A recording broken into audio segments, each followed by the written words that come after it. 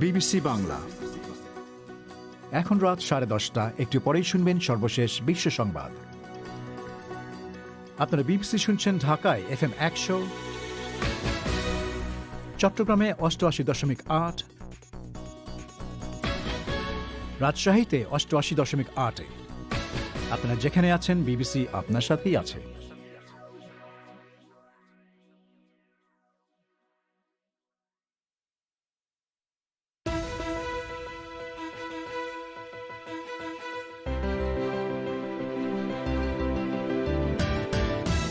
BBC বাংলায় এখনকার প্রধান খবর। করোনা ভাইরাসের বিরুদ্ধে বিশ্বব্যাপী টিকাদান কর্মসূচি জোরদার করতে এখন G7 জোটের শীর্ষ সম্মেলন চলছে। বাংলাদেশের নোয়াখালী জেলায় আওয়ামী লীগের দুই গোষ্ঠীর মধ্যে সংঘর্ষে 6 জন গুলিবিদ্ধ, বেশ কজন আহত। মুক্তিযোদ্ধাদের পূর্ণাঙ্গ তালিকা তৈরি করছে সরকার, কিন্তু স্বাধীনতার 50 বছর পরেও মুক্তিযোদ্ধা তালিকা নিয়ে কেন এত বিতর্ক? আমরা যখন মুক্তিযুদ্ধে অংশগ্রহণ করি যাই, তখন এত মুক্তিযোদ্ধা দেখি নাই। আমাদের গ্রামে একটা বাড়িতে 1জন কি 2জন মুক্তিযোদ্ধা ছিল, সেই বাড়িতে 11 জনকে মুক্তিযোদ্ধা বানানো হয়েছে। প্রান্তিক আয়োজনে এ নিয়ে থাকছে বিশেষ প্রতিবেদন। তবে শুরুতেই এখনকার মতো সর্বশেষ বিশ্ব সংবাদ।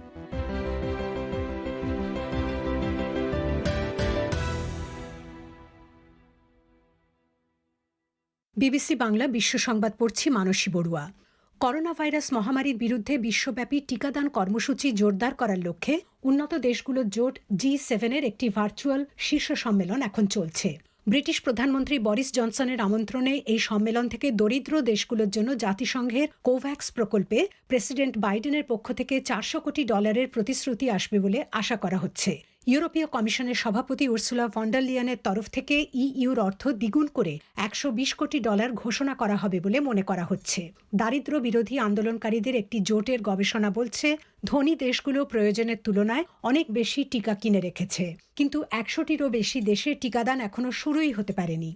ব্রিটেনের রানী এলিজাবেথের নাতি প্রিন্স হ্যারি এবং তার স্ত্রী মেগান রাজপরিবারের সাথে তাদের শেষ সম্পর্কটুকু ছিন্ন করেছেন। এটি নিয়ে রাজপরিবারে বিবাদ শুরু হয়েছে বলে দৃশ্যত মনে হচ্ছে। এই ঘটনায় দুঃখ প্রকাশ করে রানী বলেছেন, এই দম্পতি তাদের উপর অর্পিত দায়িত্ব পালন করতে পারবেন না। এ নিয়ে বিবিসির একজন সংবাদদাতা বলছেন, এসব বিবৃতি দেখে মনে হচ্ছে দুপক্ষই হতাশ। জাতিসংঘ সংযুক্ত আরব আমিরাতের সরকারকে বলেছে, দুবাইয়ের শাসকের মেয়ে প্রিন্সেস লতিফা যে এখনো বেঁচে আছেন তার প্রমাণ দেখাতে হবে। এক গোপন ভিডিও যেটি বিবিসির হস্তগত হয়েছে তাতে দেখা যাচ্ছে প্রিন্সেস লতিফা বলছেন তাকে আটকে রাখা হয়েছে এবং তার জীবন সংশয়ের মুখে। এই বিষয়ে আমিরাত সরকার এখনো কোনো মন্তব্য করেনি। সাবেক প্রেসিডেন্ট ট্রাম্পের নীতিমালায় আমূল পরিবর্তন ঘটিয়ে যুক্তরাষ্ট্র এখন আনুষ্ঠানিকভাবে জলবায়ু সংক্রান্ত প্যারিস চুক্তিতে আবার যোগদান করেছে। দায়িত্ব গ্রহণের সাথে সাথে প্রেসিডেন্ট বাইডেন এই চুক্তিতে ফিরে আসার কথা জানিয়েছিলেন। জলবায়ু পরিবর্তনের নেতিবাচক দিকগুলো মোকাবেলার জন্য বিশ্বব্যাপী এই পরিকল্পনায় প্রায় 200টি দেশ যোগ দিয়েছে। মঙ্গল গ্রহে সফলভাবে অবতরণের পর নাসার একটি মহাকাশযান সেখানে প্রাণের অস্তিত্ব খুঁজতে শুরু করেছে। পার্সিভিয়ারেন্স রোভার মঙ্গল গ্রহের যে গহ্বরে নেমেছে সেখান থেকে ছবি পাঠাতে শুরু করেছে। মহাকাশযানটি আগামী 2 বছর ধরে দেখবে সেখানে কোনো অণুজীবের অস্তিত্ব রয়েছে কিনা। বিবিসি বাংলা রাতের আয়োজন পরিক্রমা শর্টওয়েভ ছাড়াও প্রচারিত হচ্ছে FM তরঙ্গে বাংলাদেশে প্রধান 10টি শহরে, আর ইন্টারনেটে এই অনুষ্ঠানটি লাইভ প্রচারিত হচ্ছে bbcbangla.com ওয়েবসাইট থেকে। অনুষ্ঠানে শ্রোতা বন্ধুদের সাদর আমন্ত্রণ জানাচ্ছি আমি মাসুদ হাসান খান। একটু আগে যেমনটি শুনছিলেন, বাংলাদেশের নোয়াখালী জেলার কোম্পানিগঞ্জে আজ বিকেলে ক্ষমতাসীন আওয়ামী লীগের বিবাদমান দুটি গোষ্ঠীর সমর্থকদের মধ্যে দফায় দফায় সংঘর্ষে 6 জন গুলিবিদ্ধ সহ বেশ কজন আহত হওয়ার খবর পাওয়া গেছে। পুলিশ জানিয়েছে তারা সেখানে ফাঁকা গুলি ছুড়ে পরিস্থিতি নিয়ন্ত্রণে এনেছে। আওয়ামী লীগের সাধারণ সম্পাদক ওবায়দুল কাদেরের ভাই আব্দুল কাদের মির্জার সমর্থক এবং তার বিরোধী গ্রুপের মধ্যে সংঘর্ষের পর দুপক্ষই ওই ঘটনার জন্য একে অপরকে দায়ী করেছে। এ নিয়ে সর্বশেষ খবর জানাতে বিবিসি ঢাকা স্টুডিও থেকে এখন সরাসরি আমাদের সঙ্গে অনুষ্ঠানে যোগ দিচ্ছেন সংবাদদাতা কাদির কল্লোল। কাদির, কোম্পানিগঞ্জে কি ধরনের সহিংসতা হয়েছে, মানে আপনি সেখান থেকে কি জানতে পারছেন? আসলে সেখান থেকে যেটা জানা যাচ্ছে যে আজ বিকেলে আওয়ামী লীগের একটি গ্রুপের মিছিলকে কেন্দ্র করে অন্য গ্রুপের সঙ্গে সমর্থকদের সঙ্গে সংঘর্ষ হয়েছে, দফায় দফায় সংঘর্ষ হয়েছে কোম্পানিগঞ্জ উপজেলার চাপরাশি হাট বাজার এলাকায়। সেখানে আওয়ামী লীগের একটি গ্রুপের নেতৃত্বে রয়েছেন আব্দুল কাদের মির্জা, আরেকটি গ্রুপের নেতৃত্বে রয়েছেন সেখানে স্থানীয় আওয়ামী লীগের একজন নেতা এবং সাবেক উপজেলা চেয়ারম্যান মিজানুর রহমান।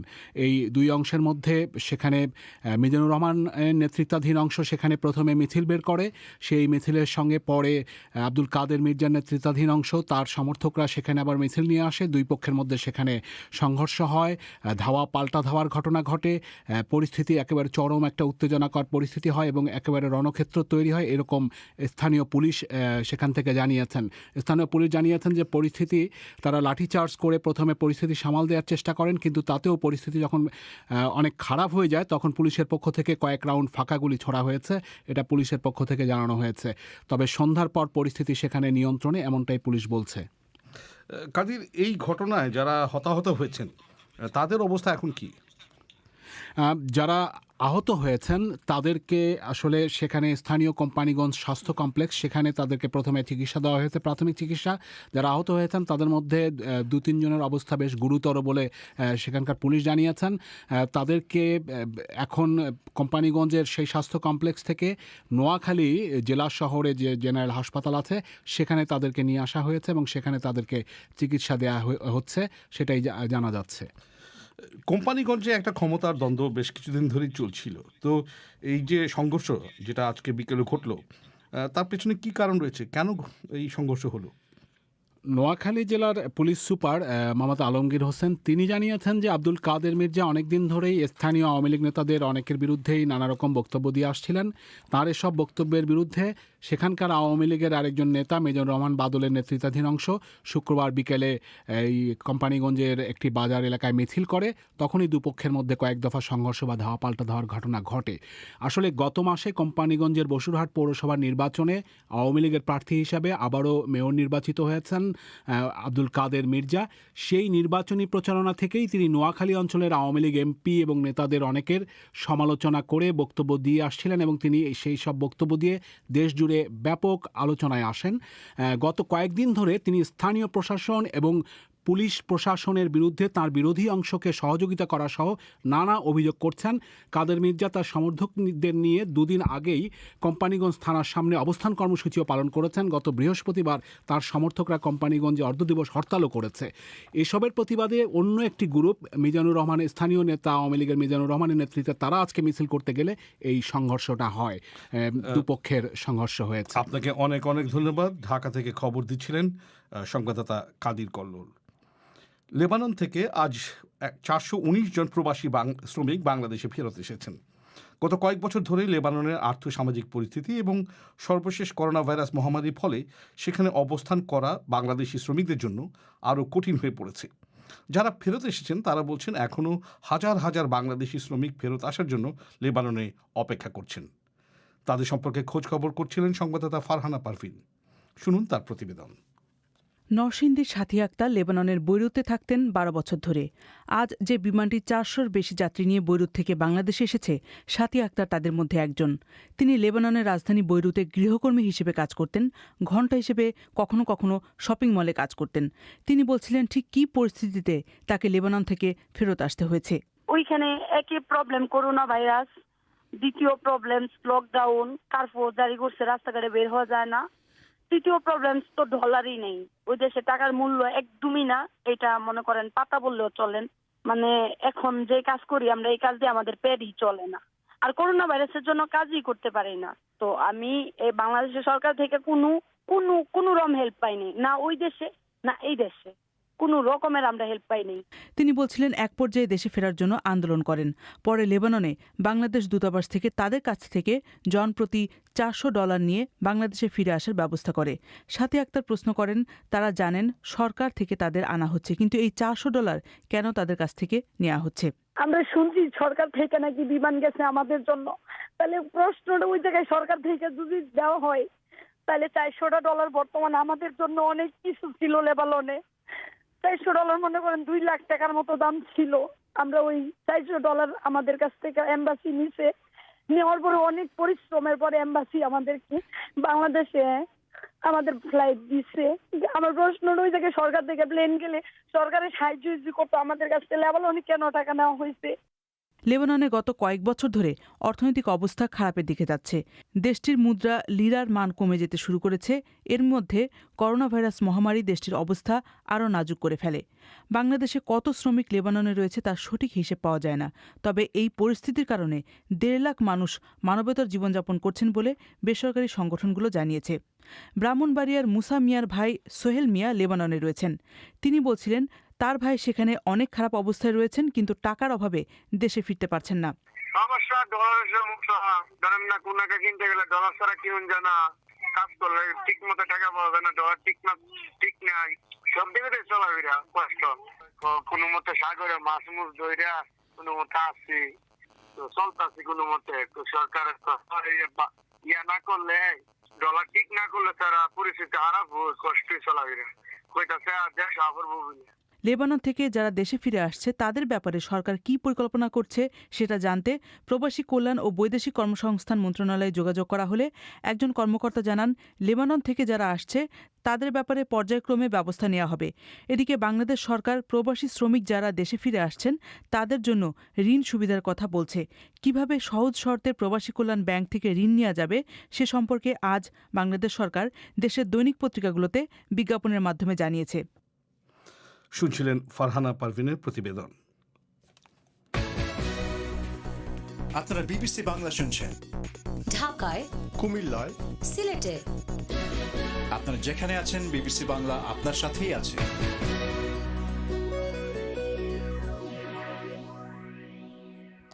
ভারতের মহারাষ্ট্র রাজ্যে করোনা সংক্রমণ হঠাৎ করেই বহুলাংশে বেড়ে যাওয়ায় বেশ কয়েকটি জেলায় লকডাউনের মতো বিধিনিষেধ আরোপ করা হয়েছে।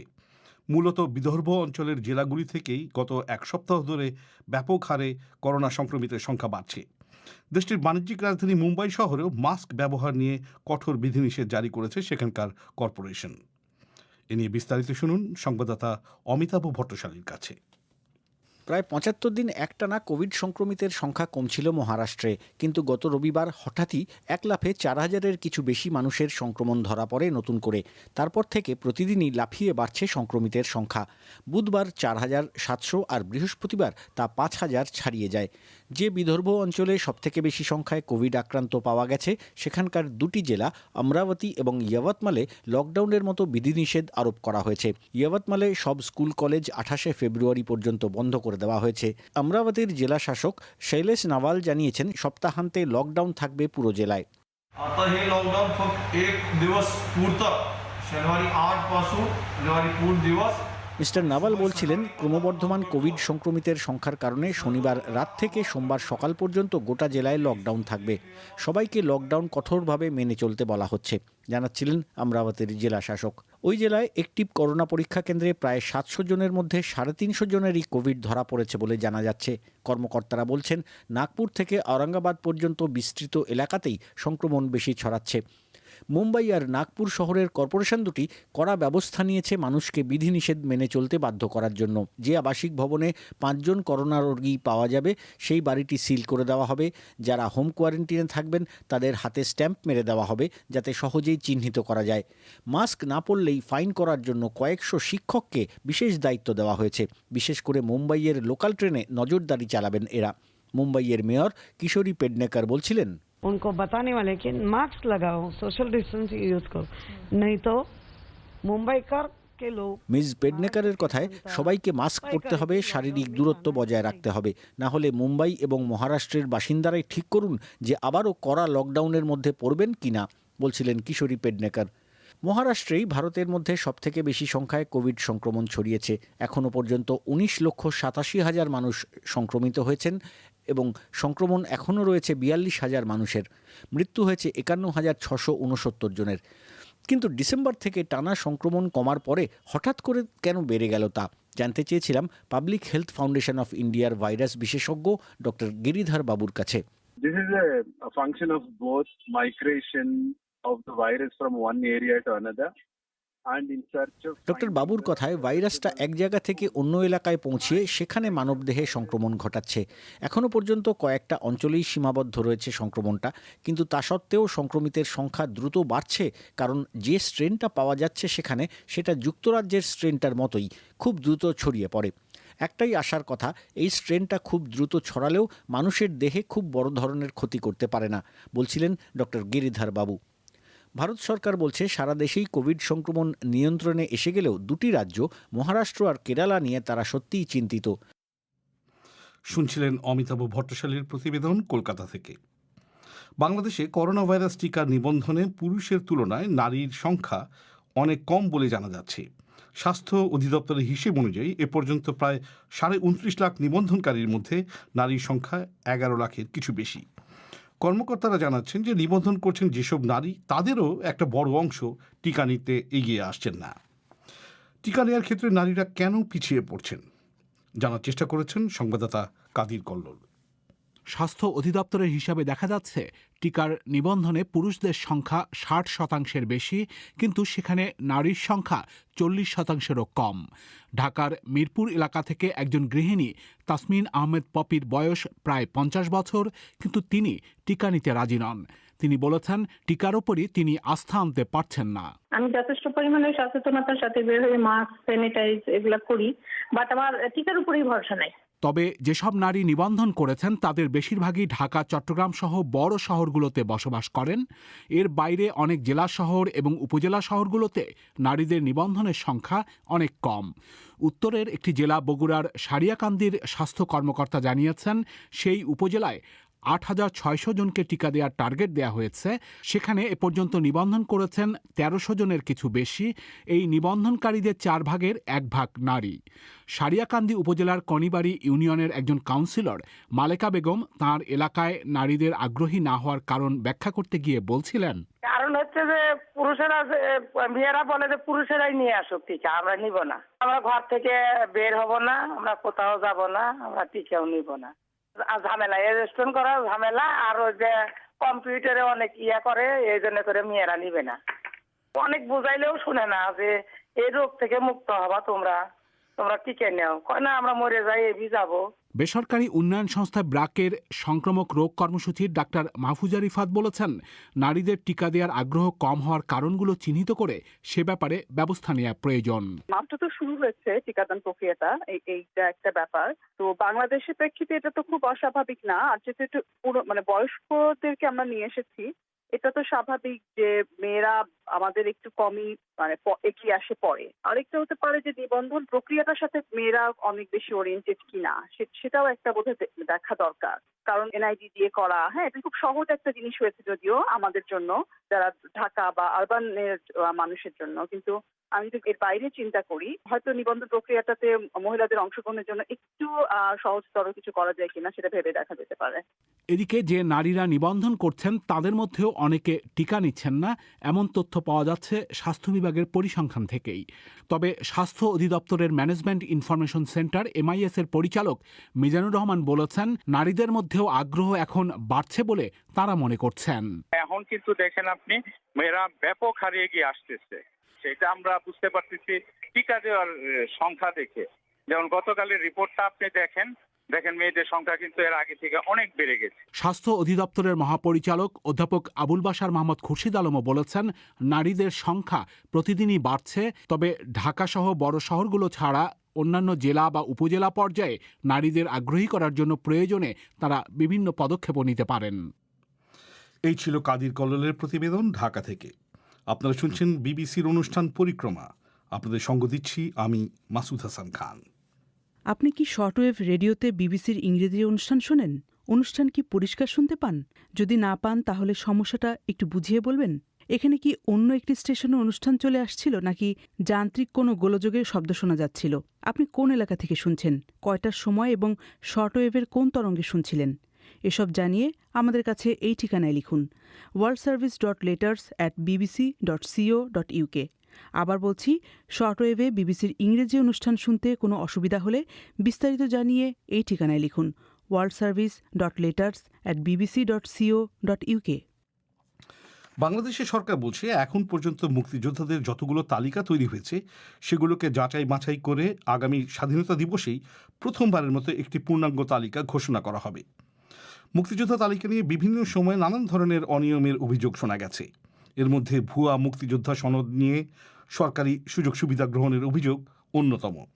সরকার বলছে অনিয়ম ঠেকাতে ইতিমধ্যে প্রায় 10,000-এর মতো ভুয়া মুক্তিযোদ্ধার সনদ বাতিল করা হয়েছে। কিন্তু স্বাধীনতার 50 বছর পরেও মুক্তিযোদ্ধা তালিকা নিয়ে কেন এত বিতর্ক? এ নিয়ে শুনুন সৈয়দা আক্তারের বিশেষ প্রতিবেদন। 1971 সালের ফেব্রুয়ারি মাসে ঢাকা বিশ্ববিদ্যালয়ের জিমনেশিয়ামে ডামি রাইফেল নিয়ে প্রশিক্ষণ নিয়েছিলেন ফরিদা খানম সাকি। নোয়াখালীর চাটখিল উপজেলার চাটখিল গ্রামের বাসিন্দা সাকি মুক্তিযুদ্ধ শুরু হবার পর মে মাসে সীমান্ত পেরিয়ে ভারতের আগরতলায় গিয়ে সামরিক প্রশিক্ষণ নেন। তিনি সহ সেই দলে মোট 8 জন নারী সদস্য ছিলেন। প্রশিক্ষণ শেষে তিনি মোট 3টি সরাসরি যুদ্ধে অংশ নেন। আক্ষেপ করে তিনি বিবিসিকে বলছিলেন, তাদের গ্রামে যারা মুক্তিযুদ্ধে অংশ নিয়েছিলেন তাদের সবাই কম বেশি পরস্পরকে চেনেন, অথচ তাদের গ্রাম থেকে মুক্তিযুদ্ধ তালিকায় এখন অন্তর্ভুক্ত হয়েছেন অনেক অমুক্তিযোদ্ধা। আমরা যখন মুক্তিযুদ্ধে অংশগ্রহণ করি যাই তখন এত মুক্তিযোদ্ধা দেখি নাই। আমাদের গ্রামে একটা বাড়িতে 1 জন কি 2 জন মুক্তিযোদ্ধা ছিল, সেই বাড়িতে 11 জনকে মুক্তিযোদ্ধা বানানো হয়েছে। মানে এটা সাম্প্রতিক ঘটনা? সাম্প্রতিক ঘটনা না, প্রথমে 2004 সালে এই ঘটনাগুলি। 2004 সালে সবচেয়ে বেশি মুক্তিযোদ্ধা বানানো হয়েছে অমুক্তিযোদ্ধাদেরকে। আমরা যদি সিনসিয়ার হই, দেশের প্রতি যদি আমাদের কোনো ইন্টিগ্রিটি থাকে, তাহলে আমরা ভুয়া মুক্তিযোদ্ধাদের কোনো অবস্থাতে এই লিস্টে নাম লেখাতাম না, ভুয়াদেরকে। ফরিদা খানম সাকি বাংলাদেশ মহিলা মুক্তিযোদ্ধা সংসদের যুগ্ম সম্পাদক। তিনি বিবিসিকে বলেছেন, এখন ওই তালিকা যাচাই বাছাইয়ের কাজ চলছে।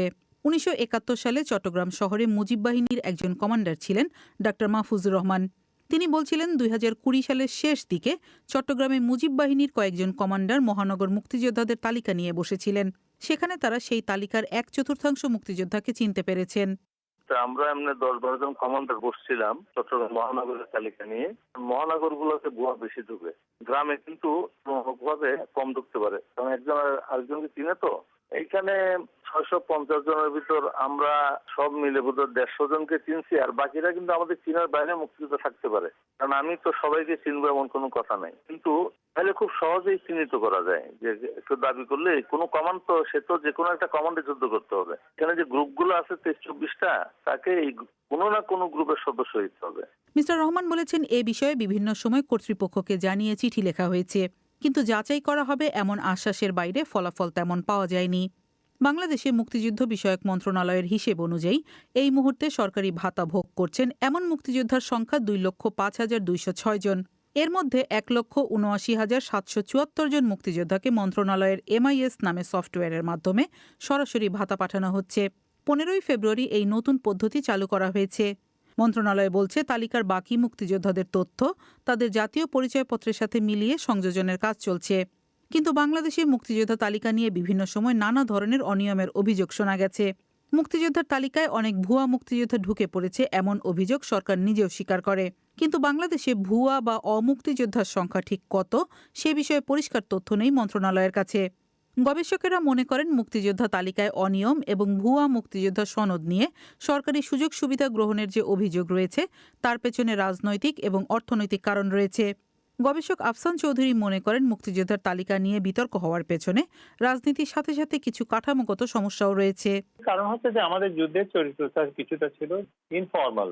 সেই ইনফর্মাল যুদ্ধের যে সমস্যা, সেটা হয় যে রেকর্ডটা বড় বিষয় থাকে না। এখন মুক্তিযুদ্ধে কত লোক গিয়ে অংশগ্রহণ করেছে সেটা কেউ হিসেব করে বলতে পারবে না। এমনকি ক্যাম্পে গিয়ে কতজন ছিল সেটা কিছুটা বলতে পারবে, কিন্তু সবটা বলতে পারবে না। কিন্তু যেই সমস্যাটা আমাদের তৈরি হয়েছে, যে স্বাধীনতার পরে আমার মনে আছে যে মুক্তিযোদ্ধা সনদ, সার্টিফিকেট এগুলো নিয়ে কোনো চিন্তা ভাবনা মানুষের ছিল না। ওই সময় সার্টিফিকেট থাকতো লোকের, ওই সময় ভাতা টাতাও ছিল না। কিন্তু জিয়াউর রহমান আসার পরে গোটা জিনিসটাকে আবার পুনর্বিন্যাস করা শুরু হলো। কেন হলো? তার জিয়াউর রহমান তার ওই মুক্তিযোদ্ধা কমান্ড কাউন্সিল বলে একটা জিনিস প্রতিষ্ঠা করলো, তার নিজেদের লোকরা এলেন, তারা সিদ্ধান্ত নেবে, এই রাজনীতিকরণটা শুরু। মুক্তিযুদ্ধ নিয়ে রাজনীতিকরণের শুরু 77 সালের পরে শুরু হলেও মুক্তিযুদ্ধ বিষয়ক মন্ত্রণালয় জানিয়েছে, মুক্তিযোদ্ধাদের তালিকা প্রণয়নের উদ্যোগ প্রথম নেওয়া হয় 1984 সালে। বাংলাদেশে এ পর্যন্ত মোট 6 বার মুক্তিযোদ্ধাদের তালিকা করা হয়েছে, আর মুক্তিযোদ্ধার সংজ্ঞাও নির্ধারণ করা হয়েছে অনেকবার। 1972 সালে জারি করা আদেশে বলা হয়েছিল, মুক্তিযোদ্ধা এমন একজন ব্যক্তি যিনি মুক্তিযুদ্ধে নিয়োজিত যে কোনো সংগঠিত দলের সদস্য হিসেবে সক্রিয় ভূমিকা রেখেছেন। সেই হিসেবে জেনারেল আতাউল গনি ওসমানী স্বাক্ষরযুক্ত সনদ যাদের কাছে ছিল তারা মুক্তিযোদ্ধা হিসেবে স্বীকৃতি পেয়েছেন। পরে মুক্তিযুদ্ধে সক্রিয়ভাবে অংশ নিয়েছেন এমন মানুষের সঙ্গে যুক্ত হয়েছেন মুজিবনগর সরকারের কর্মকর্তা কর্মচারী, মুক্তিযোদ্ধাদের উৎসাহ দিতে শিল্পী, সাহিত্যিক, খেলোয়াড়, চিকিৎসক, লেখক, সাংবাদিক এবং দেশে বা বিদেশে বিভিন্নভাবে অবদান রাখা ব্যক্তিরাও। তালিকায় মুক্তিযোদ্ধাদের ন্যূনতম বয়সের সীমাও কয়েকবার নির্ধারণ করা হয়েছে। সর্বশেষ এখন সরকারের নির্ধারিত বয়স হচ্ছে 1971 সালে একজন মুক্তিযোদ্ধার ন্যূনতম বয়স 11.5 বছর থাকতে হবে। বয়স নিয়েও বিভিন্ন সময় অনিয়মের অভিযোগ শোনা গেছে, কিন্তু মুক্তিযোদ্ধার তালিকা নিয়ে অনিয়মের অভিযোগ কেন ওঠে? বিশ্লেষকেরা মনে করেন এর পেছনে মূলত রাজনৈতিক এবং আর্থিক সুযোগ সুবিধার ভাগিদার হওয়াটাই প্রধান কারণ, যেমনটি বলছিলেন রাজনীতি বিশ্লেষক এবং ঢাকা বিশ্ববিদ্যালয়ের অধ্যাপক জোবাইদা নাসরিন। বাংলাদেশের রাজনীতি অতি গুরুত্বপূর্ণ ছিল ধর্ম, জাতীয়তাবাদ, এখন হলো আসলে মুক্তিযুদ্ধের চেতনা এবং মুক্তিযুদ্ধের কেন্দ্র করে রাজনীতি। এর আগেও দেখা গিয়েছে যে মুক্তিযুদ্ধের ভাতা দেওয়া হয়েছে এবং বিভিন্ন রকমের সুযোগ সুবিধার ক্ষেত্রে বিভিন্ন সরকার তাদের মতো করে ব্যবস্থা নিয়েছেন। তো আমার কাছে মনে হয় যে আর্থিক সুবিধা এবং এর পাশাপাশি যে সরকারি চাকরি বিভিন্ন জায়গায় মুক্তিযোদ্ধাদের যে ছেলেমেয়েরা এবং পরবর্তী নাতি নাতনিদের কোটা সহ যে বিষয়গুলো এসেছে সেগুলো কিন্তু আমার কাছে মনে হয় মুক্তিযোদ্ধার সংখ্যা এবং মুক্তিযোদ্ধাদের সার্টিফিকেট ইস্যু করার ক্ষেত্রে সেটিও কিন্তু আমার কাছে মনে হয়েছে যে সেক্ষেত্রে রাজনীতি প্রাধান্য পেয়েছে এবং এই সুযোগ সুবিধা এবং সরকারি চাকরিতে কোটা ব্যবস্থা প্রচলন থাকার কারণেও কিন্তু প্রতি সরকারের সময়ে এই মুক্তিযোদ্ধার তালিকায় মুক্তিযোদ্ধার সংখ্যা বেড়েছে। বাংলাদেশে সরকারি চাকরিতে 2018 সাল পর্যন্ত 30% মুক্তিযোদ্ধা কোটা ছিল। পরে কোটা সংস্কার আন্দোলনের পর সব ধরনের চাকরি থেকে কোটা তুলে দেওয়া হয়। এই মুহূর্তে একজন মুক্তিযোদ্ধা প্রতি মাসে 12,000 টাকা সম্মানী পান। এর মধ্যে চলতি সপ্তাহেই অর্থাৎ 15ই ফেব্রুয়ারিতে মুক্তিযোদ্ধাদের মাসিক ভাতার পরিমাণ 20,000 টাকা করার কথা বলা হয়েছে। এছাড়া ঢাকা বিশ্ববিদ্যালয় ও সরকারি মেডিকেল কলেজ সহ বিভিন্ন শিক্ষা প্রতিষ্ঠানে এখনও 5% কোটা সংরক্ষিত রয়েছে। সরকারি হাসপাতালে মুক্তিযোদ্ধারা বিনামূল্যে সব রকম স্বাস্থ্য পরীক্ষা করাতে পারেন। বিভিন্ন সরকারি হাসপাতালে ভর্তি ও আসন পাওয়ার জন্য মুক্তিযোদ্ধাদের অগ্রাধিকার দেওয়ার কথা বলা হয়েছে। এমনকি করোনা ভাইরাস ঠেকাতে ভ্যাকসিন দেওয়ার ক্ষেত্রেও মুক্তিযোদ্ধারা অগ্রাধিকার তালিকায় রয়েছেন। এর বাইরে 2009 সালে সরকারি কর্মকর্তা কর্মচারীদের চাকরির বয়স সীমা প্রথমে 2 বছর এবং পরে আরও 1 বছর বাড়ানো হয়। মুক্তিযোদ্ধার তালিকা নিয়ে অনিয়ম সে সময় বেড়েছে বলে মনে করেন বিশ্লেষকেরা। অনেকে সে সময় কৌশলে মুক্তিযোদ্ধা সনদ সংগ্রহ করেছেন, যার মধ্যে মুক্তিযুদ্ধ বিষয়ক মন্ত্রণালয়ের একজন সাবেক সচিবও ছিলেন, যিনি পরে সনদ ভুয়া প্রমাণিত হওয়ায় পদত্যাগ করেছিলেন। মুক্তিযোদ্ধার তালিকায় এ ধরনের অনিয়মের জন্য স্থানীয় পর্যায়ে যাচাই বাছাইয়ের কাজে ঢিলেঢালা ভাব এবং দুর্নীতিকে দায়ী করেন মুক্তিযোদ্ধারা। এখন মুক্তিযোদ্ধার তালিকা নিয়ে অনিয়মের এসব অভিযোগ স্বীকার করেছেন মুক্তিযুদ্ধ বিষয়ক মন্ত্রী আকম মোজাম্মেল হক। তিনি বিবিসিকে বলেছেন, এসব অনিয়মের ব্যাপারে যাচাই বাছাই করে ব্যবস্থা নেওয়া হচ্ছে। এখন পর্যন্ত প্রায় 10,000-এর মতো ভুয়া মুক্তিযোদ্ধার সনদ বাতিল করা হয়েছে। সর্বশেষ জানুয়ারির 10 তারিখে মোট 52 জন মুক্তিযোদ্ধার সনদ বাতিলের সুপারিশ করা হয়েছে।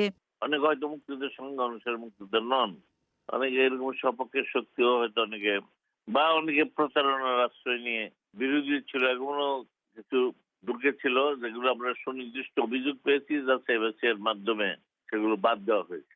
স্ব উপজেলায় যাচাই বাছাই হয়েছে, তারপর আবার জাতীয় মুক্তিযোদ্ধা কাউন্সিলে যাচাই বাছাই হয়েছে, তারপর সেগুলো বাদ দেওয়া হয়েছে। অর্থাৎ নিশ্চিত হয়েছি আমরা যাতে কোনো লোক কোনোভাবেই প্রকৃত মুক্তিযোদ্ধার কোনো মতে বাদ না যায়। একই সাথে আমরা চেষ্টা করেছি কিন্তু মুক্তিযোদ্ধা না করে বা প্রকৃত মুক্তিযোদ্ধা না হয়ে তালিকাভুক্ত হয়ে যেন তালিকাকে প্রশ্নবিদ্ধ না করে সে ব্যাপারে আমরা সর্বোচ্চ সতর্কতার সাথে কাজ করার চেষ্টা করেছি। কিন্তু মুক্তিযোদ্ধা সনদ বাতিল হবার পর এ পর্যন্ত কারো বিরুদ্ধেই আইনগত ব্যবস্থা নেয়ার উদাহরণ নেই বাংলাদেশে। এদিকে মুক্তিযুদ্ধ বিষয়ক মন্ত্রী মিস্টার হক বলেছেন, এখন মুক্তিযোদ্ধাদের একটি পূর্ণাঙ্গ তালিকা তৈরির কাজ চলছে। এর আগে মুক্তিযোদ্ধাদের যে ভিন্ন ভিন্ন তালিকা ছিল, অর্থাৎ সামরিক ও বেসামরিক তালিকা, ভারতে প্রশিক্ষণপ্রাপ্ত মুক্তিযোদ্ধার তালিকা এবং মুক্তিযোদ্ধা সংসদ প্রণীত মুক্তিবার্তায় অন্তর্ভুক্ত মুক্তিযোদ্ধা সকলের নাম এখানে অন্তর্ভুক্ত করা হবে। 26শে মার্চ মুক্তিযোদ্ধাদের চূড়ান্ত তালিকা প্রকাশ করবে সরকার। তার আগে এ মাসেই খসড়া তালিকা প্রকাশ করা হবে। সৈয়দা আক্তারের বিশেষ প্রতিবেদন। এবার অধিবেশন শেষ করার আগে সংবাদ শিরোনাম আরেকবার। করোনা ভাইরাসের বিরুদ্ধে বিশ্বব্যাপী টিকাদান কর্মসূচি জোরদার করতে এখন G7 জোটের শীর্ষ সম্মেলন চলছে। বাংলাদেশের নোয়াখালী জেলায় আওয়ামী লীগের দুই গোষ্ঠীর মধ্যে সংঘর্ষে 6 জন গুলিবিদ্ধ হয়েছেন, আহত হয়েছেন বেশ কজন। পরিস্থিতি নিয়ন্ত্রণে আনতে পুলিশকে ফাঁকা গুলি ছুড়তে হয়েছে। আর এরই সঙ্গে শেষ করছি আজকের পরিক্রমা। আমাদের পরবর্তী অনুষ্ঠান প্রবাহ শুনতে পাবেন আগামীকাল বাংলাদেশের সময় সন্ধ্যে 7:30 আর ভারতে সন্ধ্যে 7টায়। শুনবেন আশা করে বিবিসি লন্ডন স্টুডিও থেকে। আজকের মতো বিদায় নিচ্ছি আমি মাসুদ হাসান খান। শুভরাত্রি।